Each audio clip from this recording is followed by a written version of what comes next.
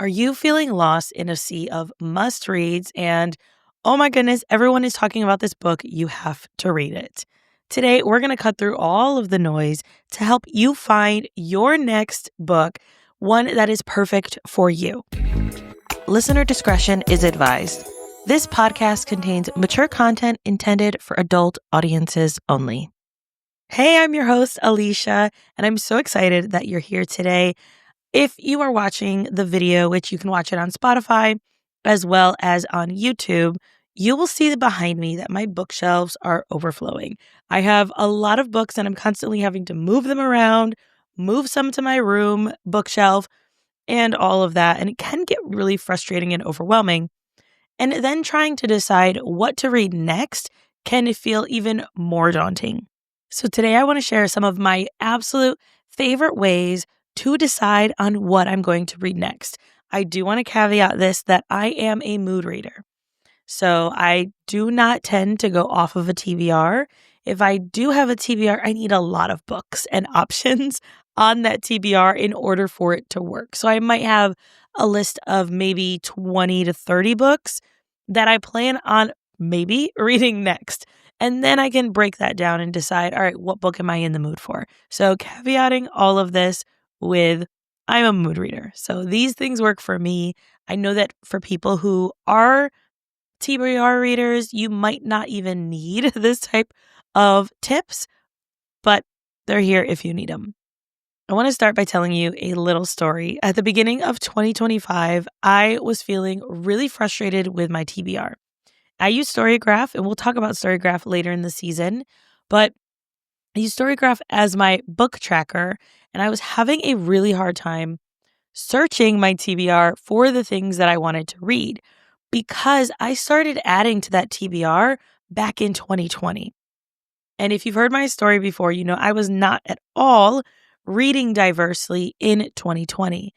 I actually don't even think I was following any Black authors and was just reading the books that my algorithm was feeding me, which was a problem. So most of the books that are on there, especially the ones from 2020 and 2021, are not diverse at all. And now I read anywhere from 75 to 80% of my books are diverse authors.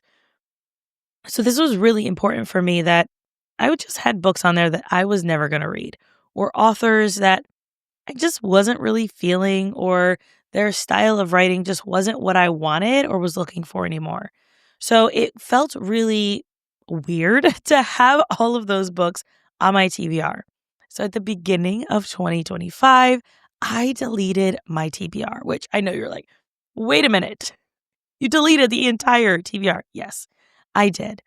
And I honestly don't miss it. And maybe this is just part of being a mood reader, but getting rid of that felt like such a weight lifted. I felt like, wait, I don't have to read these 800, 900 books that are on my TBR. I don't have to search for them and look through them trying to sift and find the book that I want to read next. And when you're on Instagram, and I don't know if this happens to you, I mostly am on Instagram, but I know this happens with TikTok as well, that there are books that are being hyped and books that are talked about nonstop. Everyone's talking about them. And then you go and read them, and they're actually not that great. I'm not going to name drop any books, but there is a very popular book, and Book Talk made it famous. And I am very disappointed that Book Talk made it famous because, quite frankly, it felt like I was reading two different books in one. And the actions of the male main character did not match him, which is why it felt like it was two different books. And I wasn't really enjoying it. So yeah, that was my first feelings of, oh, these Book Talk famous books are actually not that great. And then it happened again. And I was like, all right, we don't take recommendations from Book Talk. Cool. So where can we actually find these recommendations? But before we get into all of that, there are a few things that I want you to consider before you start looking. First of all, understand, are you someone who is naturally drawn to these overly hyped books? And if you are, then it might be worth pausing before you just jump right into the next book and considering that these books might not be the best fit for you. As I said with my story, I know now that if a book is overly hyped, that just means I don't need to read it, most likely. Unless there's someone that I trust who says, all right, Alicia, you have to read this book. It is so good. You are going to love it. There's a reason that it's hyped. Then I might read it.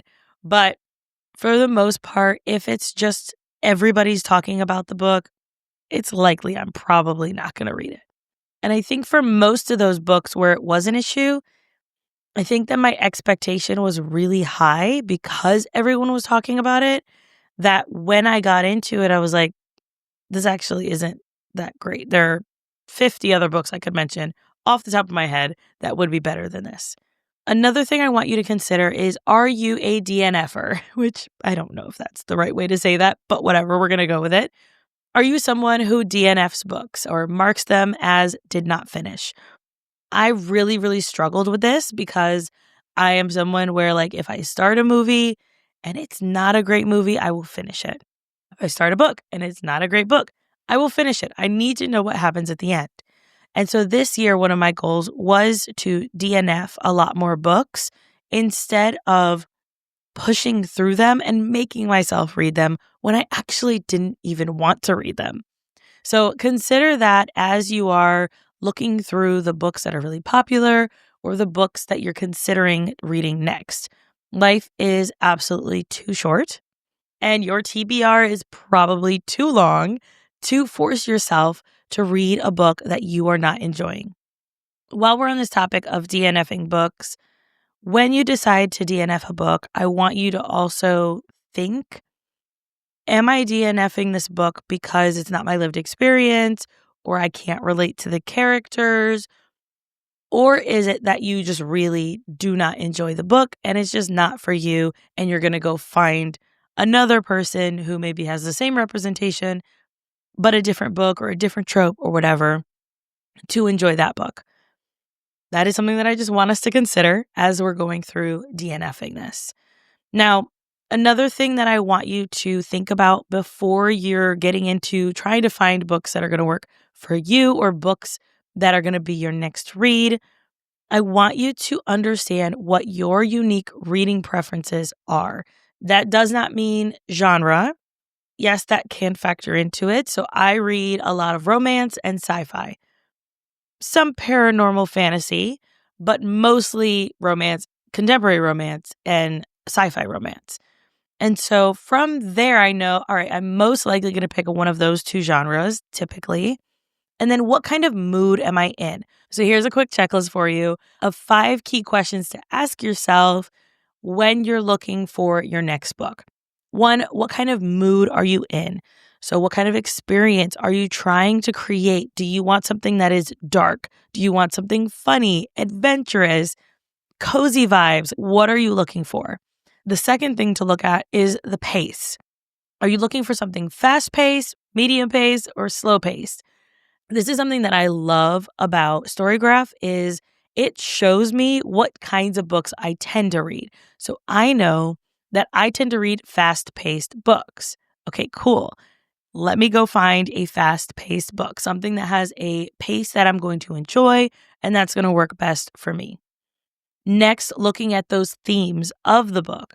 So the topics that are discussed, or maybe it is a specific kink that I'm looking for. A good example of this, looking for themes within books, is I am someone who is very specific about what I'm looking for or what kinds of books I'm in the mood for. So for example, I put on Threads, I have a very specific request. This was back in April. I want a dark romance with forced marriage, a breeding kink with no pregnancy by a BIPOC author. And I got 34 comments on that because I was very specific. These are the themes I'm looking for. This is what I want in this book. So the more specific you can be, especially on places like Threads or places where you do get book recommendations or even Facebook groups. I know there are some pretty decent ones where you can ask for very specific recommendations. if you can be as specific as possible, that makes it easier for other people to give you those recommendations. So we've covered 3 already. We have the mood, the pacing, and those themes. The fourth one is representation. This is going to be what kind of diverse experiences are you looking for in the book? Do you want LGBTQIA plus representation or the author to be that? Do you want BIPOC representation or the author to be that? Are you looking for something that has disability rep or neurodiversity, plus size representation? All of these things are going to be important when looking for your next book. And last, looking at the format. Are you in the mood for a print book, an audiobook, or an ebook? So there might be a book that if I were to recommend to you, so if I'm recommending an Alexandria House book, if Jacoby Diem and Wesley Siobhan narrated it, then you better believe I am going to recommend the audiobook for it because those two are chef's kiss. Literally the best narrators on the face of the planet. So highly recommend that. But what kind of format are you looking for? What kind of format do you have capacity for? So now that we've established those 5 things, you maybe have an idea of the mood you're looking for, the pace, the themes, the representation, and the format. Now, here are some places that you can go to look for those recommendations. First and foremost, you should be following diverse creators. There are so many of us who are putting in a ton of effort to champion these indie authors, especially, but authors who are BIPOC or LGBTQIA+. They offer such unique perspectives and such incredible stories that if you're looking for that kind of representation or you want to broaden your horizons and get different books than what mainstream media is telling you or what Book Talk is telling you, or even your big Bookstagram content creators, if you're looking for something different and outside the norm, I highly, highly, highly recommend that you follow diverse creators. I do have a roundup that shares a bunch of diverse creators that I love, that I enjoy. It is about 1.5 years old, but I'll make sure I have it linked in the show notes for you if you're like, give me a list of people that I should be following. Those are ones that you definitely should at least start checking out. And then once you kind of are looking for these diverse creators, you're going to start seeing more of their content, but you have to engage with them. And when you're trying to decide, do I want to take recommendations from this person? And this is something I do when I decide if I want to follow someone on Bookstagram. I will actually go and look not even at their engagement or their follower count because I do not care about that. What I look for is, are they reading diversely? So it could be a Black Bookstagrammer, but if all of the books on their feed are white authors, then it's likely that I am not going to be following them just because I do not need more white authors on my feed because most of them already have a huge voice and other people championing them. So how can I make sure that I'm following and lifting up my fellow creators who are standing behind these authors who are BIPOC authors who do not get the same representation in the media, when we're talking Instagram or TikTok, that their white counterparts do. So looking for that, I also like to look and see if they have some reviews. If they don't, that's not really like a deal breaker for me. But I just like to make sure that they are reading diversely, that they are committed to this. And if they are awesome, then I make sure that I follow them. Another thing that you can do is search for hashtags like plus size romance, own voices, disability rep, Black romance, sapphic reads, stuff like that. Those are going to be really good starting points for the hashtags if you're going to search them. Another thing that you can do is follow diverse book clubs. So here are some challenges that I am personally part of this year to give you an idea. I personally have the Diverse Trope Challenge where we are taking a trope every month, almost as a mood reader book club, and picking a book that has that trope and then enjoying that for the month. And the author has to be diverse, meaning LGBTQIA+, or BIPOC author. So that way we can make sure that we're uplifting and amplifying these voices. I'm also participating in the Diverse Baseline Challenge, which is hosted by Margarita Shala and Bookish.Millennial. And then I'm also part of the Sapphic Reading Challenge, which is one Sapphic book per month for the year with Sarah in Wonderland. And then I'm also part of the reading, trying to figure out how exactly it's phrased, but reading 20 books by Black women. And that one is hosted by Melanated Reader. I'm pretty sure there's a StoryGraph challenge for that one as well. And then any other ones that I can find, I believe there's another one that I found on StoryGraph that is either 20 or 25 Latinx romances or Latinx authors. So those are ones that I am personally participating in. And what that does is it keeps me accountable throughout the year and also gives me ideas. So if I know that I'm getting to the end of the month, I can look at, all right, I've hit all the books for these challenges, but maybe I need a Latinx author that I haven't read this month, or I need to make sure I get that Sapphic read in before the end of the month. And that allows me to narrow down what it is that I want to read next without feeling that overwhelm of, I have a bunch of books and I have a bunch of digital books, I have a bunch of audiobooks. Where in the world do I go from here, right? Another thing I love doing is going to my local Barnes & Noble. There is a woman that works at mine, and she is literally the sweetest human being. And every time I go, my husband specifically will ask her for book recommendations. He'll say, oh, I really liked this book, or you recently recommended this book. I really liked it. Do you have any others that you think I should read? This is a great way to get book recommendations that are outside of what you typically would just by having conversations with these booksellers. Now, you can do that, of course, with your library or indie booksellers, but I know that we go to Barnes & Noble or tend to, and that lady is always, always, always very helpful to give those recommendations when we're looking for specific books. So go ask somebody, right, what you're trying to look for. I know that StoryGraph also has a section. It does tend to be less diverse than I wish it was. If you go to the page of a book that you recently read, on the side, you will see, if you're looking at the web page, on the side, you'll see something that says browse similar books. And it is included in the regular version, so it does have that as well. So I will click on that, and then it gives me recommendations based on that. Now, my problem with that is that it does take my personal preferences into account.